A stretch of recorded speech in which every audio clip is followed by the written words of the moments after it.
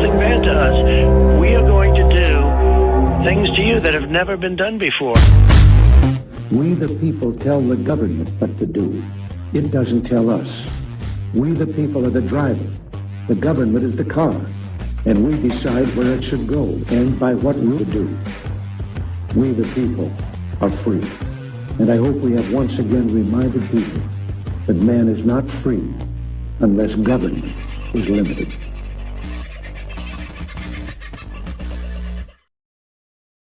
Well, g'day, folks. How you going? How's your Monday? I guess your weekend was a bit shocked, especially from last night, late yesterday afternoon, of course, the goings-on in Sydney. Absolutely atrocious, and we'll spend a bit of time talking about that tonight. Just want to thank everybody who has sent through birthday wishes for me, both here in the chat. The lovely Sandy was first in, and Lady Ryder Rose, Aussie Sue, of course, Mr. Grace, God love him. Clayton's mum, who has a birthday today as well. So very many happy returns to Clayton's mum. And as Aussie Sue always says, don't forget to like and share, folks. We could use the help. And, pardon me, very keen to spread the word, so to speak. I think there's a few more people waking up around us, and we can only get to them if you tell them we exist. What the... This is getting a bit shocking. We had a python into the puppy enclosure last night. Mayhem. I bet there was. Only casualties were an old shovel and a snake's pride. Ordinarily, I'm not up for killing snakes. Pardon me. But in this case, a big snake would quite happily, wouldn't even need to be a big snake, could take one of those puppies pretty easily and make it dinner. So I guess, but yeah, there are other ways to handle pythons, folks. Don't have to use a shovel. And they're only doing what nature intended. But yeah, I'm a bit protective of the puppies myself, I bet. Rachel, thank you so much. And you and Jimmy, well, God love you. Totally responsible for the best birthday message that I think I got today, and I've forgotten to add it like a complete tool. Where is it? Tell me I didn't save it. I'll have to go and have another look for that and maybe play that tomorrow night, because I've been a bit of a dick and for whatever reason haven't saved it. I'm just looking for where I sent it to myself, and I didn't. So I can't play the video. Beautiful video of Rachel and Jimmy singing me happy birthday. I don't know why I haven't got that up there, and that all of a sudden I can't find it. Strange things are going on here, folks. I only have one thing to say. And what a clustered fuck this is. Okay, let's move on, shall we? Who else is in the chat tonight? I haven't really been through there. Tony, he's on the road and up in New South Wales. So nice to have you a little bit closer, Tone, but yeah, we'll make an attempt to try and catch up while you're sort of in the area. Well, you're a lot closer than Melbourne, put it that way. The lovely Sunflower, thank you for your birthday wishes today. And Penny, hello to you. And Margie's in the house. Margie's probably a bit disappointed in me. She was expecting to see me on the Sunshine Coast at some stage today. That didn't happen for, well, all the reasons that happened last night. Really, I've just been stuck trying to learn a few things, find out what's going on, because there is a bit that is obviously out there in the public, and there is a lot more that was put out there, subtle messages that maybe many people didn't see, or maybe they're just coincidences, which is all quite possible as well. But there are some strange things that have popped up today in the ensuing mainstream media feeding frenzy that has gone on. I believe Channel 7 and Channel 9 have both more or less gone live from Bondi for most of the day. I personally think that that's very disrespectful. If they did their morning shows from there and all that kind of thing, I think that's very, very disrespectful. But television people have never been known to let respect get in the good way of a dramatic story. And my word, isn't it a dramatic story? And I guess it has all the hallmarks of what a good dramatic story should have. It has bad guys. It has a hero. It has sadness, an unbelievable sadness, and I'm not dismissing, any of that in any way, shape, or form. I do have some questions, as many of us will have, but some of those questions might have to wait until emotions are cooled somewhat, although it doesn't look like a lot of emotions are actually cooling. So before we get into that, here's a bit of a look at Mum. For those of you who want to know what a 90-year-old looks like, there she is. She doesn't look bad for an old duck. Still gets out and plays golf once a week, or she usually plays 18 holes, but she hurt her shoulder a month or two ago, and so she only goes and plays 9 these days, but went out and played yesterday, or day before yesterday, something like that, and had a lovely time of it. And we went off and had a magnificent lunch on the Gold Coast. If you're into seafood and you would like to have a lovely seafood lunch along the Broadwater, I can highly recommend something called the Lazy Lobster in Labrador. We went there, and it was a magnificent meal, truly magnificent. I had a steak, which was absolutely wonderful. There's the daughter. She drove. I got to drink all of 2 beers, but there you go. Big celebration. So she says hello to everybody as well. And I'll give you a full-length shot so you can see how skinny she is. So, we had a lovely day yesterday. And day before yesterday, when we did the lunch for us both. And now we've just got to get through Christmas, which will be great. Looking forward to it. Can't wait. All right. So to the bullshit of yesterday in Sydney. And I thought long and hard about what I would say about this tonight. I'm not going to get over dramatic with it, and people may say, "Oh, Carl, you're just not, you're missing something, or you're not connected." I don't get emotionally involved in these kind of things. I guess I probably would if someone had placed me there and the bullets were whizzing over my head. It might be a different matter. However, I don't get too emotionally involved in all of these things, and that's why their emotional arguments don't really fall on me as they may fall on other people who are more open to those emotional sorts of manipulation. Now, I'm going to preface everything tonight by asking a question about the shooter, Nazim, whatever his name is, and the fact that his name was Googled over 1,000 times in the lead up to the shooting. This happened before he was shot, or before they started shooting, many hours before. The name that we've been given at least, has been Googled many, many times. It's been done once or twice in the previous days, but there were over 100 yesterday, and all of these inquiries emanated out of Israel.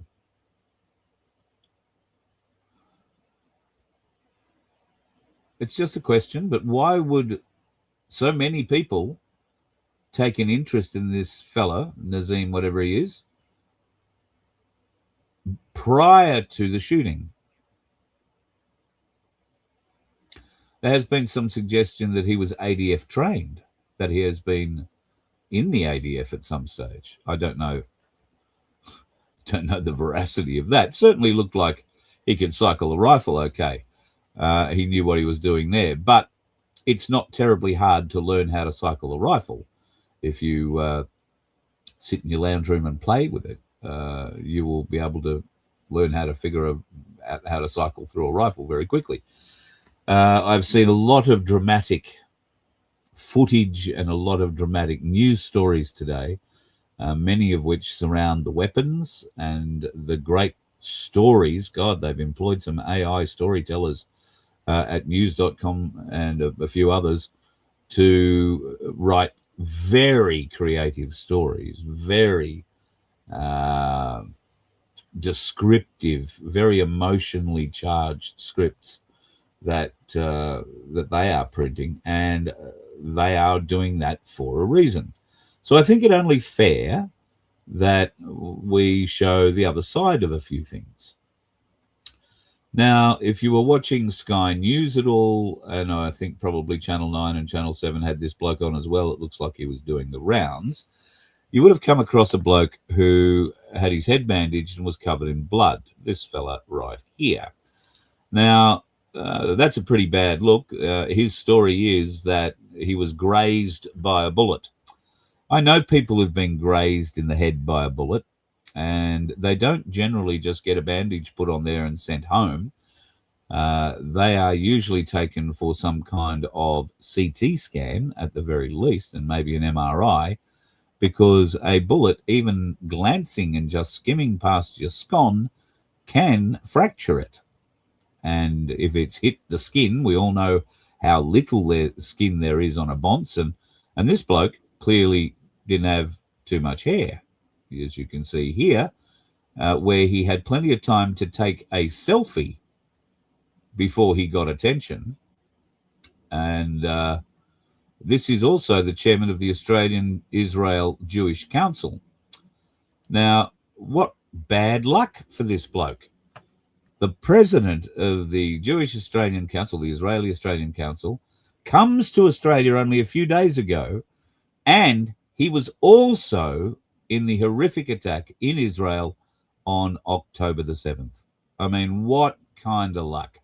I mean, seriously, to be caught in the October the 7th massacre, let's call it, particularly at the Nova Festival, and then to come to Australia, of all places, and wind up being grazed by a bullet, being shot by a crazed Muslim. Or did he? Because that looks like a bloke very similar to the other bloke that I've just shown you, who appears to be getting a bit of makeup applied. Now, I'm not prepared completely to say that is the same guy, but I'm also prepared to say it raises quite a few questions. Now, I want you to have a look at that picture, and I want you to draw particular attention to the collar on the left-hand side of his T-shirt. You notice anything there? That looks a bit different, doesn't it? Did the blood wash out of that part of the collar, do you think? Looks pretty thick and stained there, don't you think? All of a sudden, we get to here, and wouldn't you think that if somebody who clearly knew how to apply a head bandage, wouldn't you think they washed the blood off his face a little bit? I'm just saying. It's just a question. Why does that bloke look significantly like that bloke? Why does the blood not appear here on this shirt? Does it appear on that one? Doesn't look like it appears on that one either. So could this be a different shirt on a different day on a different guy? Anything is possible. Just saying, there are a few questions floating around. In mainstream media at the moment, they're pushing forward a narrative explaining the background of this young 24-year-old who apparently went crazy and decided he was going to shoot a whole pile of Jews on the first day of Hanukkah. So much so that we've had some Jewish scholar come out and say, oh, yes, he was a good boy. He came and passed everything in my class. Now, if you're reading, I think it's news.com.au, you'll see this photo that they are using to say, here he is, he was a nice boy, he passed everything. The reality of it, though, is that is the cropped photo version of this. And if you look closely at this, I want you to pay particular attention to the gentleman on the left, the teacher. Watch his white shirt going down what it would be the teacher's left arm. Have a look at the scale of the teacher and of the student. Do you think they are standing side by side? Does that student look like a cutout that has been pasted over the top of this fella in the left, in the white shirt? I've blown it up a bit bigger and had closer looks and all that sort of thing, but there's something about that doesn't sit quite right with me. Something's not kosher. Am I allowed to say that? I don't know, but I did, so look out. I'm probably going to get banned. In fact, be prepared, folks. The only remaining YouTube channels are likely to get kicked tonight because of what I'm showing you. I have and ahed about showing you the shooter vision. I don't think I will, because I've shown you that guy in particular. They're probably going to have a go at me on showing bloody people or, you know, whatever. So I figure I won't give them two chances, because if I show people firing guns at that event, it's probably going to be classified as a terrorist hate crime or something. And a bit like what happened with the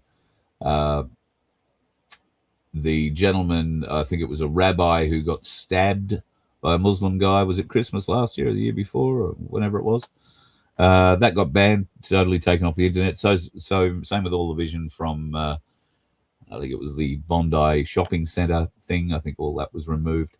So I'm not going to give them the chance to pull the shooter stuff off. But I do have plenty of it, and I have a feeling we might be doing another show on this, but it'll be a Rumble show at some stage down the track. There is a lot more to come out of this. The news coverage was extensive. Sky News, I sort of flicked between Sky News, Channel 7 and Channel 9, and they were all madly scrabbling to try and gain some sort of picture on the ground. It was pretty difficult for them initially. All their reporters, who just happened to be rich enough to live around Bondi, were obviously not with camera crews, and the roads were locked down. So getting camera crews, 2 stars like Stefanovic, proved a little bit difficult. But after 45 minutes or so, they managed it.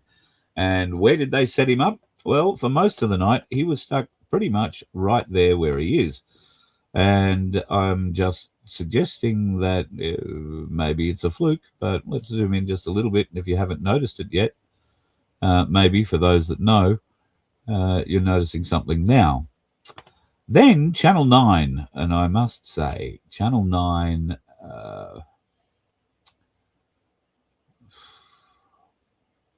well, they've played the diversity card really, really well, I would say. The diversity card played because they sent this young lady out to interview Jewish people running off a killing field. Who is this Muslim lady? This Muslim lady is Masila Ilya, I think is how you say it. And she is a new Channel 9 reporter. She's not new to TV. She's a very clever young woman by all accounts. She's worked for both the ABC and the SBS. And she is not what you'd call a diversity hire, much. But she is the first woman on Australian commercial television to wear a hijab, apparently. Got to say, I was shocked, not surprised, but I was shocked to see a Muslim woman with a microphone and a camera crew running up to a bunch of Jews who are madly panicking and running off and trying to get away from an area of great distress to them. And she's there trying to stick a camera in the fire. I thought I was watching Al Jazeera to begin with. I'm surprised that the girl got away unscathed without being abused, but credit to all involved that she didn't, by the sound of it, certainly not on air in any way, shape or form, get abused. But I did notice that later in the bulletin they stopped her interviewing those sorts of things and pulled her back into a more secondary role, more a producer role, which wasn't seen, and they managed to hand off reporting duties, if you like, to one of their older, more senior reporters, Damien, somebody or other, looks like an albino. And he was a bit shaken, but he continued on stoically, as they all did. I just think it could have probably been handled a little better, but, you know, nobody's complained. Gun control is going to be the big issue now. That is what will be on the agenda. And, of course, Albanese has already come out and said that they are now going to look at extra controls upon people.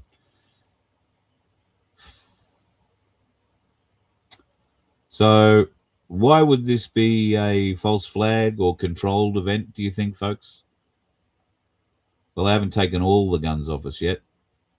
quite clearly, and they want to make sure they get them.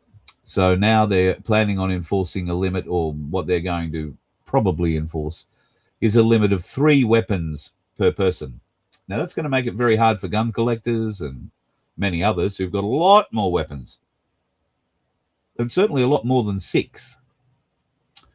I have questions about how an immigrant can gain a gun license in this country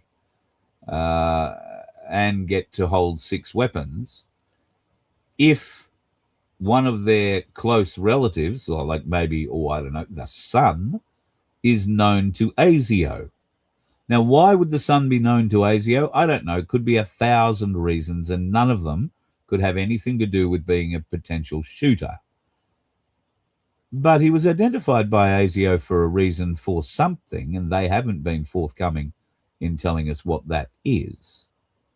So why would Dad and their son, and his son, who inherently they're very close, these Muslim families, why wouldn't they think, we just might want to be taking a closer eye on you? Because they will come to a Western Australian farmer and take all the guns off them because, no, you're not allowed to shoot camels, or you can't go and shoot the pests on your property. No, you might be a danger. They'll go and take the guns off people who have done years of legal and lawful study to gain certain accreditations inside a system that, some of the Western Australian police and judiciary don't believe in. Certainly the politicians don't believe in, but that's good enough reason for them to come and take your guns off you. And yet we have an immigrant who has been able to get not 1 but 6 guns, and that's no big deal. I'm surprised, though. How long have they lived in the country? Maybe they've been here 25, 50 years. I don't know. But if they've been here a couple of years, I'd be surprised, and wouldn't there be questions being asked if we've got immigrants coming into the country and immediately lining up to get gun licenses? Doesn't anything in the system trigger a warning there? No, clearly not. Well, maybe there will be a benefit for AI in the future. Maybe AI can help identify those sorts of anomalies that, one might want to take a closer look at if you're being paid a few $100,000 a year and hiding under the cover of a secret security agency. Just saying. It really might be worth having some of those many people that are employed to cross-reference new gun ownership and gun registrations and gun license registrations, permissions to purchase. Might be nice to be able to cross-reference that against the people who've just come in off the latest 777 from God knows whatever shithole in the world. Do we not think that would be a common sense thing to do? Rather than run up to a farmer's gate and threaten the fuck out of them to try and get on their property so you can string a wire or 3 and set the bush on fire, wouldn't it be a little bit better to spend a bit more time actually looking at, considering you make it so hard to get a gun license? I know, I've tried. And no, I didn't get knocked back. I just got sick of the process. So I'll probably wind up going through it again now, just because I want to see what it's like. I want to see what they do. It's not that I particularly want to own a gun. I don't particularly want to own a gun. I don't see that I have any need for a gun. However, I do like target shooting. And now that I am of a certain age, maybe I go and get involved in some seniors target shooting. I would like that. I don't have a hobby. Don't have many friends that go shooting and all that sort of thing. So, I've not really been exposed to it in that regard, but I do have a couple of mates who are very good rifle shots, very good long arm shooters.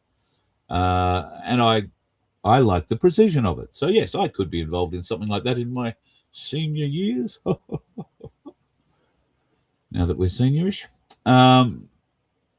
But getting that license is all sorts of hoop jumping. I'd like to know what gun club that fella was a member of. And to own 6 weapons, he will have needed to have been a member there for a while. He will have needed to be contributing at the gun club for some time as an active member. It just doesn't mean you turn up and shoot. It means you get involved with other bits. At least it does up here. It means you get involved with other parts of gun club operation. That means that you might work the desk and show people around, or do lessons if you're qualified, all that kind of thing. And gun clubs these days are a necessity in your life if you are planning on gaining and holding any kind of gun license. You can't do it without joining a gun club.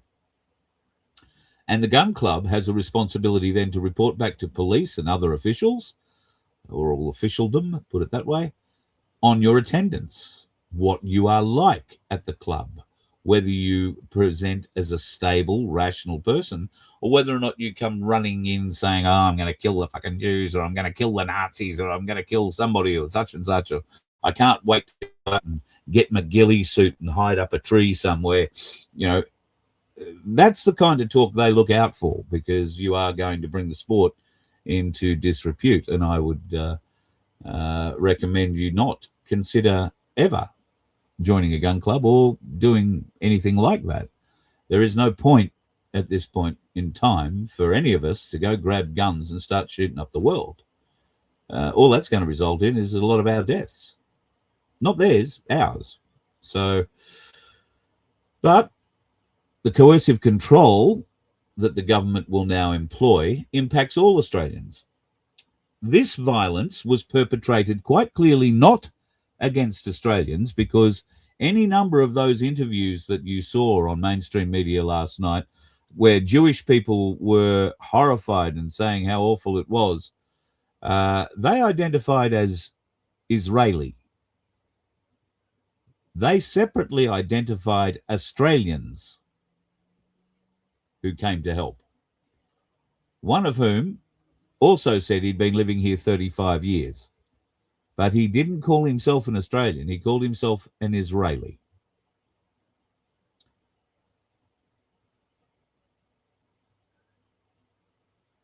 That's because Israel is always home. This country is a nice one to live in, or it used to be. Didn't get shot when you went to Bondi. Now, the war between the Jews and whoever they've pissed off most recently comes to Australia. And now all Australian people are going to be made to suffer for it. All Australian people are going to have another level of coercive control, and you may not care. You may not care because you don't like guns, or you don't have a gun. It's not going to affect you. You never want a gun. Right. But I can tell you, there are hundreds of thousands of very active shooters in this country who do like shooting. Now, some of them like hunting. I'm not a shooter that would enjoy going out and killing another thing, but there are those who do enjoy doing that, and we have places and spaces for them to do just that. Others enjoy clay target shooting, skeet shooting, trap shooting. Others enjoy target pistol shooting, long range, long bore, long range shooting, like sniper rifles. And God knows, we have so many amateur snipers in this country. Everybody wants to be a long way away and be able to deliver a precision shot. And that's why every Saturday at name your gun club in any capital city, you'll find the boys with the big guns set up on the long range doing their miles every weekend, because they like that kind of thing. Now, you have to be a part of the club. You just don't turn up, sit in the corner, put your rounds down range, and then go home again, because that's going to get you a bad report back to authorities. So this fella must have been engaged at the gun clubs at some level, if in fact he is a registered shooter. Where did he get his shooter's license? Not that it matters. Those people who issue gun training and gun licenses have no idea what the fool is going to do with the weapon. It's not the gun that kills people, folks. It's not the gun that kills people. It's the idiot pulling the trigger. It's the person with the intent holding it. And I know that sounds like a soft argument to some people, but that's because you can't argue with it. It's a fact. An innate weapon cannot do anything. It won't jump up, aim itself, and pull its own trigger. I know there are weapon systems today that will do that, but these blokes weren't employing them. So our coerced government or coercive government is going to coerce the people even more. And if you think that it's only just going to affect gun holders, you'd be very wrong. You'd be very wrong. It's just the first of the next in a many-step process that is going to end in all of us quite happily being locked down, living in 15-minute cities and not owning anything and loving it. You will eat the bugs. And you will at this rate. Now, there's been a bit of pushback, as one would expect, but it's the Australian government that is going to face the brunt of a lot of this. And then let's look at the Australian government, shall we? There's this filthy, rotten, horrible piece of shit called Bowen. He's going to probably have to come out and explain what he's going to do about his monthly phone bill of $62,000. But he will also be leading the charge of climate crying in the country in 2026. And he's just picked up a job with the COP32 team. So you know damn well that he's going to resign from politics in the not too distant future. And I would expect take up a job with COP32 at probably a very handy 6-figure a year salary and some sort of notoriety, and he will be left with some weight in his penis so that he'll be able to swing it around in Canberra over the next few years, trying to push forward the climate crisis. Who do we blame for everything? Well, we should blame all governments, not just the elbow sleazy ones, but for people like this one these ones who get charged by whatever reason, whatever cleric to run out and do damage, they've got funding from somewhere. Where did he pay for those 6 guns? I mean, there's, probably, a minimum of $6,000, but I would say there's probably $10,000 to $12,000 worth of weaponry there. How did it happen? Where did the weapons come from? How did they get the money? Well, maybe it's come from a great donation the Albanese government awarded, not a donation, $30 million to an Islamic organization whose top cleric urged Muslims to wage jihad and fund fighters against Israel. Well, I guess funding fighters against Israel would potentially explain where the money came from to buy 6 weapons. Australia's top national security department gave the Australian National Imams Council $27 million under its Security Uplifts for Muslim Communities in Australia program. What a mouthful that is. Security Uplifts for Muslim Communities in Australia. What the hell does that mean? It was delivered without government announcement through a closed process where no other groups were allowed to apply. Well, it certainly guarantees that you're going to get $27 million. What have you done with it? Well, you start putting out propaganda maybe, and it does appear to have started. Do you like this one? You all wanted this, so eat it up. Ha, ha, ha. There is much more to come, you fucking martyr dogs. Islam will rule, and you Aussie scum will see that soon. Sorry, I haven't got my reading glasses on. Different when the war is on your doorstep. Huh. Be careful on New Year's, you Aussie scum. And there's another one that said, did you not know what you invited in? Did you not know what you were protecting or protesting about? Well, Jew-loving dogs are about to find out. Ha, ha, ha, ha. Rot in pieces. Do I inflame you? Well, good. Did you not understand what you idiots wanted? So there are some interesting texts being pushed out by the extreme side of Islam and a threat to New Year's Eve. I don't know. I wasn't planning to go anywhere big on New Year's Eve, but I know 1 million people generally turn up around Sydney Harbour on New Year's Eve. You'd have to be pretty stiff to be in the exact place where anything, if it were to happen, happened. But it would certainly make me think twice about going and standing around the Sydney Opera House on New Year's Eve. I mean, the other thing that would, of course, stop me from doing that is the ABC coverage of what they do there New Year's Eve. It's just absolutely abhorrent. But don't even know if they're doing it again this year. They've screwed it up for the last God knows how many, so somebody may have taken it all off them. But no, this level of hatred has been brewing now for some time, and it's become quite clear that all the protests for Gaza weren't really protests for Gaza at all. I mean, that's all over. The war is done with. You got what you wanted. Israel got what they wanted. Gaza settled for whatever they could get. And the world moves on. But it doesn't. The world's moved on far enough to have it fire up again in downtown Sydney. One of the most iconic locations in Australia, world-renowned because of Bondi Rescue, the TV show. And to the surf lifesavers who acted yesterday in very heroic circumstances, one of whom I actually happen to know. Young bloke, I know his parents more than him, to be honest. But he was involved. There's actually a picture of him running down the street to get involved with it. So, yeah, those Bondi surf lifesavers also were brilliant first responders there yesterday, and I think deserve a lot of applause and a lot of thanks for what they were able to do as well. Bearing in mind that they were also, I think, played a large part in crowd control. So yeah, it was a big effort all around. So we have had this geeing up of the community now for some months. Some might suggest that Beck Freedom has been saying this has been on the cards for some time.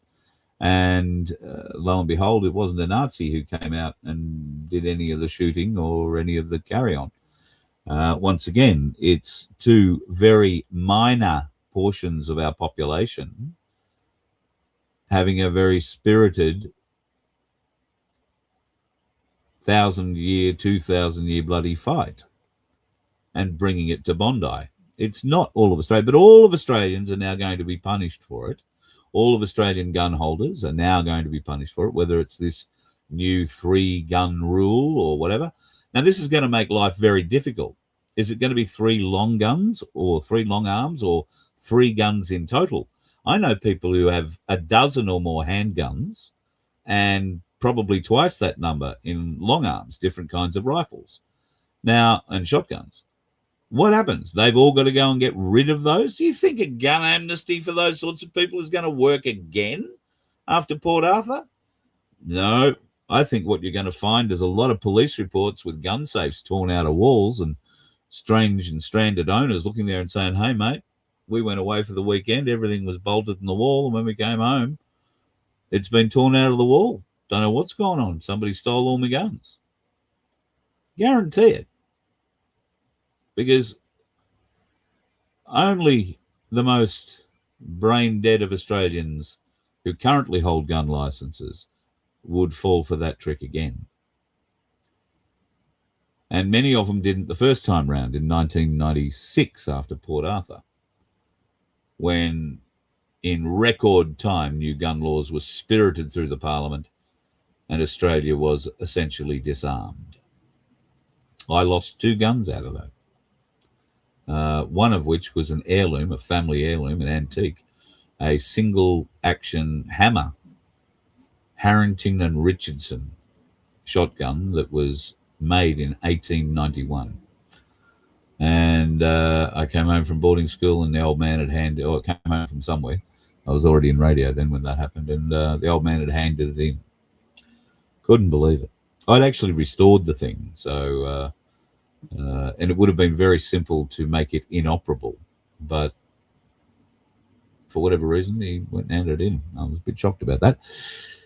Anyway, I'd be shocked if they came and tried to take my guns off me today if I had any.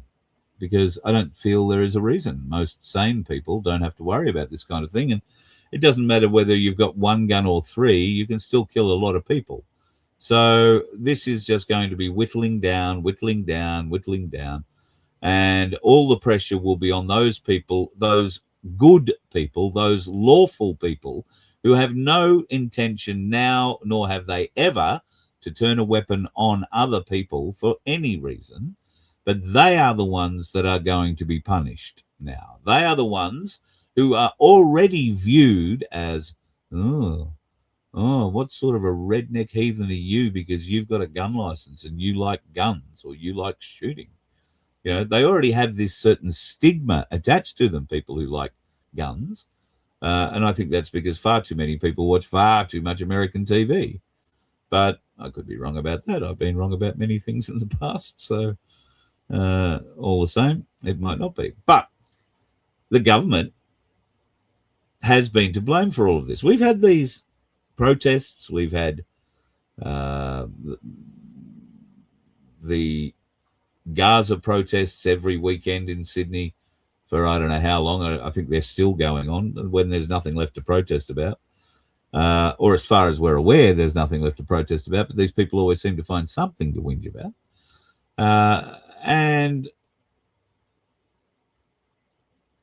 what is the Australian government going to do? Well, they're not going to do anything to the immigrants, that's for sure. Because the immigrants are the ones who have the money at the moment, folks, not us. The immigrants are the ones who are bringing the money into the country, not us. We're just a cost. So what do? Well, it starts with government, and it starts with people like Miss Fakuri here. Miss Fakuri. Fakari, Fakuri. I think that's Fakuri. I think that's how you say her name. I keep mucking it up. She's part of a safer world for all. And yet, I haven't heard a word out of her today about this atrocity that happened in Sydney yesterday. And today, of course, is the 7th anniversary of Man Monis and the shooting at the Lint Cafe. It might be longer than 7 years.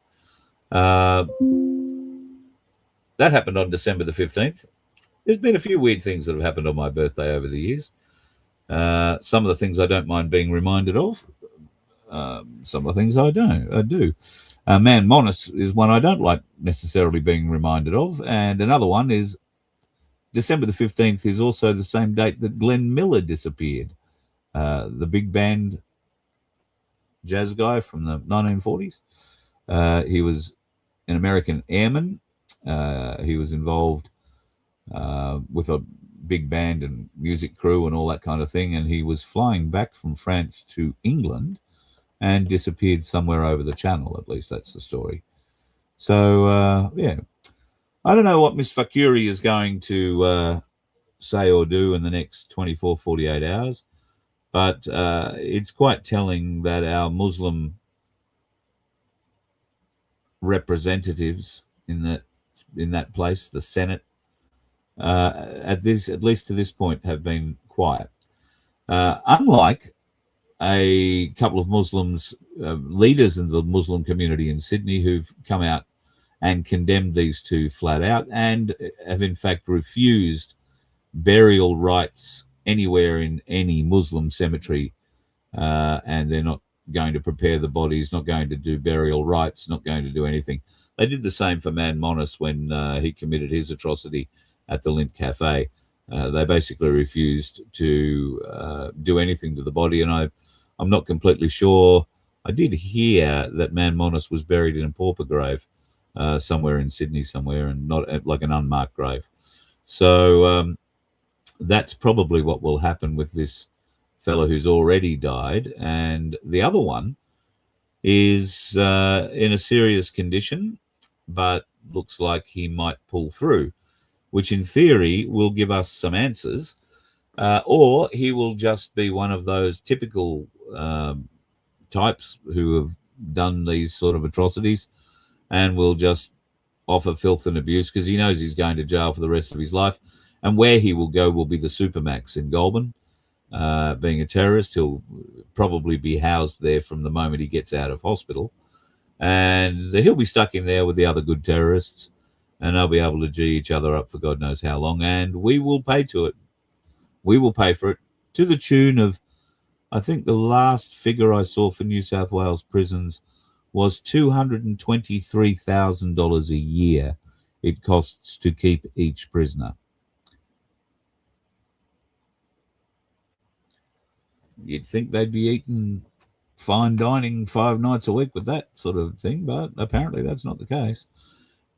Could there be wastage in the department there? Oof, who knows?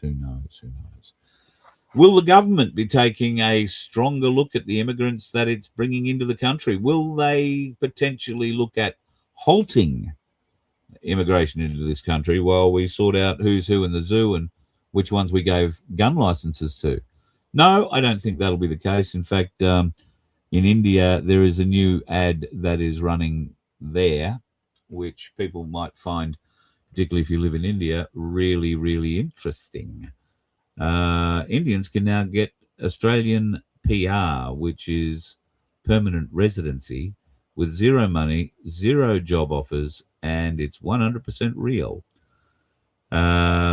If you are a professional in areas like technology, healthcare, that means you go and look after our old people. Agri-tech, farming, we can see a lot of Indians doing well on Australian wheat farms. And the creative arts, because we don't have nearly enough creative types here in Australia already, then the National Innovation Visa offers a rare chance to secure a better life without the usual obstacles of, like having to have a job when you come to Australia, having to have money, and, having had a desire to live in this country. And you will go and work hard. You show that before you are given residency. But it appears the Australian government is opening the door just that little bit wider for people of technology. And look, that's India, but there are plenty of technology-based countries in very poor areas who have very, very good technology.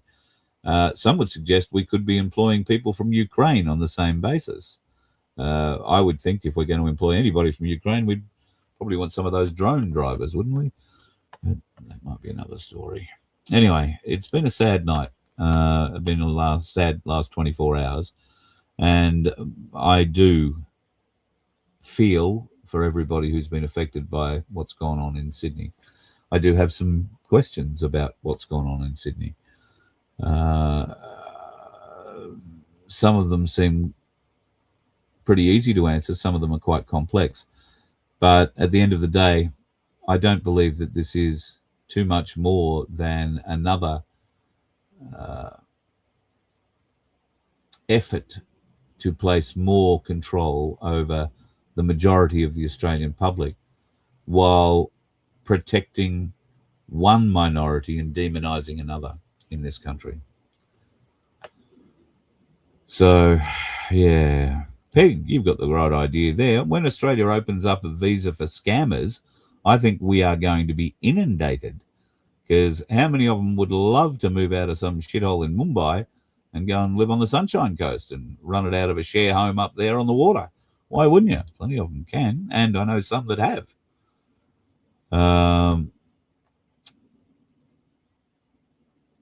So Pete's got lots of Indians in the Mallee. Ladies are lovely, but most of the men are chauvinistic. Yeah, and can't drive. Mate, stick them on a tractor. No, they'd probably run into the fence. I've found most of the Indian ladies to be absolutely wonderful, wonderful ladies. The men, look, I've never had too much trouble with any of the Indian blokes either. You get a conversation going about the cricket, it's usually all right. And I've worked with some Indian blokes, not in radio, because, well, they don't come across on radio very well. But I've worked with a couple of them, and they're lovely. Look, I don't wish anybody harm. I don't think badly of anybody who wants to make a better life for their family, and they want to get out of the shithole they were unluckily enough to be born into. And some of the people that I know have come from real shitholes in the world. But those people have come to this nation and appreciate it. they appreciate it more than Australians that have been born here and have got generations of history here. Australians take Australia for granted, especially those of us who've never been outside of it. We take it very much for granted. You go anywhere else in the world, you will not find anywhere like Australia. Well, Canada maybe comes close. But even now, with the woke left in control there, it's just as scary as Victoria. The whole country of Canada is just as scary as Victoria. So, yeah.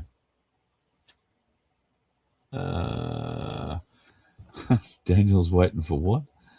Daniel's waiting for his scooter to burst into flames to become the Ghost Rider. Yeah, mate, that'd look pretty good. Daniel has one of those scooters that'll do like 100 kilometers an hour down the highway. We were talking about it when I called in and saw him in Canberra, and I've said too close to a motorbike. I think I've told you before that God and I had a conversation after I crashed my third motorbike that I wasn't to ride a motorbike again, and I haven't. But I did have a conversation with him not all that long ago, and I was bartering. He's a scooter that does 100 kilometers an hour, a motorbike. Turned out he won. I won't get on one of them either. But yeah, good on you, Daniel. You're brave enough to do it, and skinny enough to cut a fine line through the wind. I think I'd act as my own personal parachute. Makes it a bit hard. All right, folks, I've just about exhausted myself for tonight, and it is my birthday.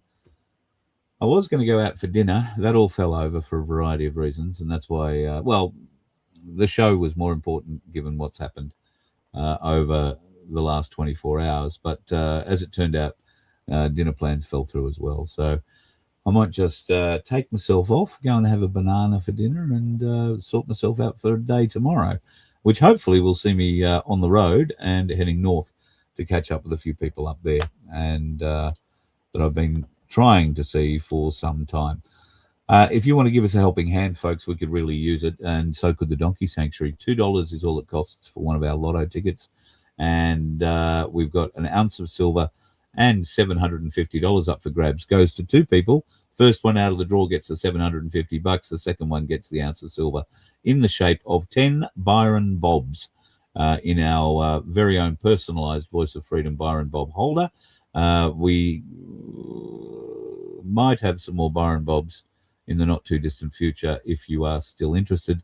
We'll just have to wait and see what the price of silver is doing. Oh, and I haven't talked about that today yet, but Ainslie Bullion, God love them, have kept me appraised of everything that's been going on with the price of silver and gold today. Now, silver has just taken a little kick in the last hour or so. It's just broken through $96, Australian, that is. In the US, it's 63.87 in the US. So it's not far off breaking through $64 again, which it did, I want to say, Friday. Gold was the big mover so far today, though, folks. If you were worried because your gold hadn't moved much while silver was doing its big jump, well, rest assured, gold's jumped $200 odd today, and looks like it's continuing to go up now. The rest of the world markets are starting to open, and I would expect silver at 96.05. We might see it go up to $98. Maybe even 99 by tomorrow night. It might go to 99. It might drop back again. I think we're going to see gold get stronger again. So keep an eye on that. Wouldn't be at all surprised to see gold go through 6,800 tonight or tomorrow. That's $6,800 an ounce. And if you bought your ounces when they were $780, like somebody told me the other day when they bought theirs back in the 90s, was $730. Sorry, not 80, $730 for an ounce of gold. And they bought quite a few of them back then. Well, you've got to be happy with that sort of an increase. That's nearly a $6,000 profit per ounce of gold. Don't say, folks, that you can't get wealthy with gold and silver. It's the only way to protect your wealth. when the government comes for you, when the power goes off, when you can't access your card, then all you will have is access to precious metals. And if you don't have some Byron bobs, or you don't have a couple of ounces of silver, or you maybe got a little bit of gold, you're going to find it hard to trade, because that's what it's going to come down to. At certain times, you're going to need to trade. Also, if you're a bit like me and you don't have much in your super account, which I've made an attempt to get out today, so we'll see how successful that becomes. The tax man will want to have a go at it, and God knows whoever else will want to have a go at it. So maybe by the end of the week, I might have something I can go to Ainslie Bullion and buy a bit of silver with, but I doubt it. We'll see what happens. But if you're in a better spot than I am in that regard, put it into your, get your super, put it into a trust or a self-managed super fund, and get it growing, because we haven't seen the growth stop yet. Everybody that I watch, everybody that I listen to, everybody that I talk to says that silver is now a runaway train, and they're not prepared to pick a ceiling at which it's going to stop. They're saying it just could go to 100,000 or more. So parity with gold at the very least. But we're also expecting gold to get quite a large hit in the not too distant future too. So keep an eye on it, ainslieBullion.com.au. If you want to go and buy some online, you can do that. Just leave my name in the notes section of your order and you'll get a little discount. Now, it is a little discount. I put a comment up the other night. Somebody said that they'd got $200, an extra $200, if you like, out of the discount when they bought their silver or gold or whatever it was that they bought. Now, I can tell you that if that was true, then those folks spent a lot of money. A lot of money. Not 5 or 10,000, not even 100,000, not even 500,000. A lot of money to get a $200 discount. All right? Because the discount that Ainslie provide is only a 15th of a bee's dick. It's very tiny, because they have no margin in this portion of the sale. If they were to overcharge at the spot price, people would simply go to another bullion dealer and buy the gold or silver cheaper. So there is no margin in selling to you. Where they make their money is when you sell it back to them. And that's where you'll find a very competitive rate, where you will, I think it's 6%, is what they take in a sale. So that's where they make their money, selling it back to you, not in selling it or taking it back from you, not selling it to you. And so please don't be confused. The discount is it's a 15th of a cent. It's like 0.0047 of a cent of every cent you spend, so to speak.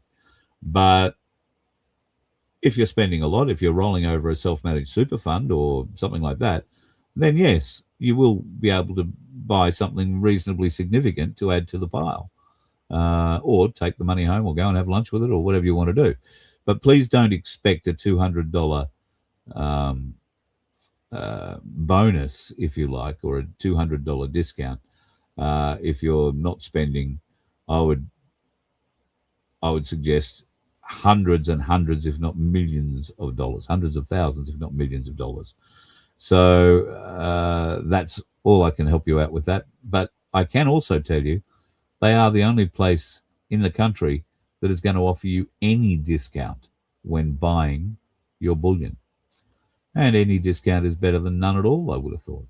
And the fact that you don't have to line up. There have been mad queues. And I know Ainslie's Gold Coast, Brisbane and Melbourne offices have been absolutely flat out. So with these very busy times, maybe it's easier for you just to do the order online at ainslieBullion.com.au and fill out all your details, what you want. Make sure you put my name or Voice of Freedom in the notes section there and send it off. You'll get an invoice. You'll have to pay that invoice through your bank. They don't work off cards. The invoice will come through. There'll be a bank account number for you to pay into. So just use your phone banking or whatever you've got to do to sort that one out. And then, lo and behold, a day or two later, it'll all turn up in your hot little hand in a security package delivered by courier. And if it doesn't get to you, it's all insured. Don't worry about it. They'll send you another one. So very easy. AinslieBullion.com.au, great people to go and deal with when it comes to looking after and building your wealth. God love you, folks. All right. Have yourself a fabulous night tonight, and keep an eye on the gold and silver market. At the moment, the predictions of $100 an ounce for silver before Christmas, I don't think are too far-fetched at all. And I know quite a number of you have been very successful in getting quite a windfall. One fella rang me today to wish me a happy birthday and told me that because of the advice that I gave him way back in buying some bullion, he was going out today to buy himself a new car based on the profits that he'd made from his silver purchase. All I said to him was, I'm very envious, and watch out for the dickheads on the road. You let one ant stand up to us, then they all might stand up. Those puny little ants outnumber us 100 to 1. And if they ever figure that out, there goes our way of life. It's not about food. It's about keeping those ants in line. That's why we're going back. Does anybody else want to stay? Let's rock!